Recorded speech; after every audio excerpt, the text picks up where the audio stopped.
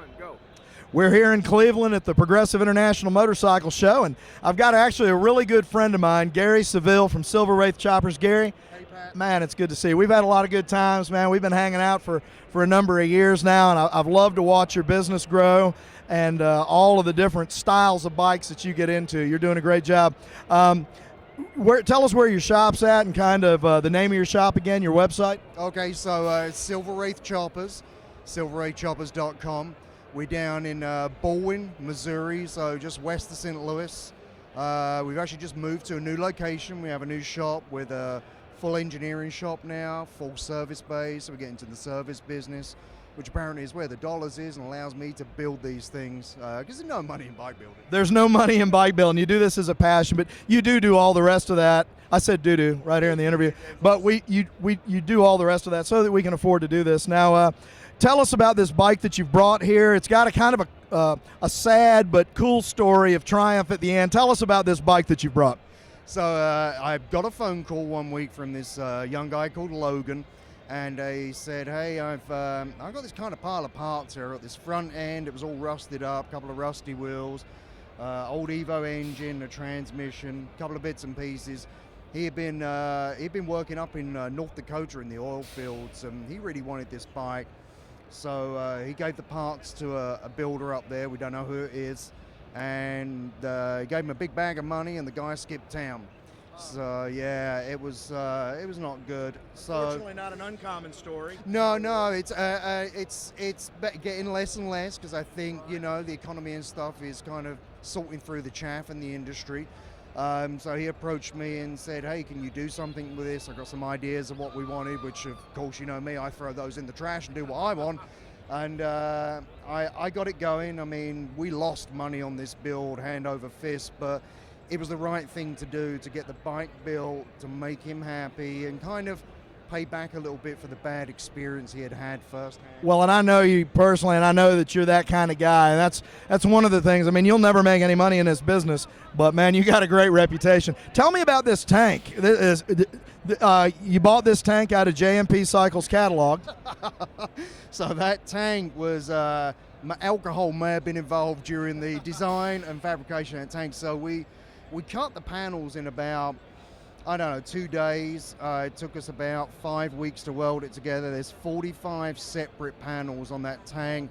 There's 2 at the front which are curved in both directions, and to get those to fit took about 2 days, just 2 panels. It was a real labor, but it harkens back to kind of a coffin prism type tank, but it's got its own stance to it. We got some pictures of it with a big shark fin hung on the back of it and stuff like that. And all the bits here that are brass and stuff, some of them are bought, the petcock, the ice glass on the tank for the fuel, on the controls, those kind of things. But now you made a lot of the brass pieces on this, which is kind of a signature of yours there at Silver Wraith. For instance, on the rear end here, you obviously made all of those things and designed that. Yeah, the brackets here for the sissy bar mounts, which go on top of the plunger. No one's ever done those before, so we made those. We like using brass, one, because when it cleans up, it's a real juxtaposition against the chrome and any paint you put on it. But the other thing is, it's a really tough metal to work with.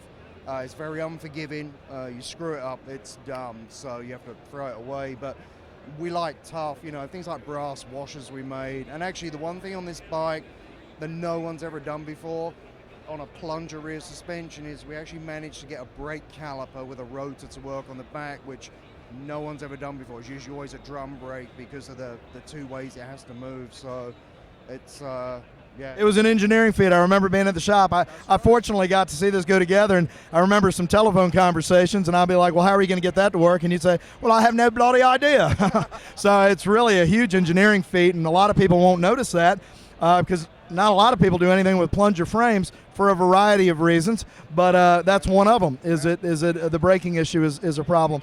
Well, Gary, it's just absolutely beautiful work. Who painted the bike? It was Darren Williams at Liquid Illusions. He painted the bike, and the guy that probably helped me build the most of this and just dug in and solved a lot of engineering problems was a guy called Hoops. You met Hoops. He owns Hoops Customs now. Actually, he works in the same shop as I do, and that man will pick up a piece of metal and tear it apart in seconds. He's tenacious. He's young. He's a little genius, but yeah. Well, I wouldn't say genius, but having met him, I would say maybe idiot savant. Yeah, more idiot than savant, but yeah, again, Darren killed the paint. Darren at Liquid Illusions is top notch. He is gonna. I got to get him to paint my Road King. I got to send all those parts up there that I tore down and kind of made it look like that old knucklehead. I want him to paint that bike because, man, he just does beautiful work. Well, Gary, thank you so much for being at the Progressive International Motorcycle Show. Thanks for being you. I feel like when I'm with you, I should always do the Bob Barker thing. Don't forget, people, spay and neuter your pets. Look Gary up, silverwraithchoppers.com, and hit him up if you're ever coming through St. Louis. Again, he's just outside in Baldwin. Thanks, Gary, so much. Thanks for being at the Progressive International Motorcycle Show. We got more great interviews. Check us out on Facebook.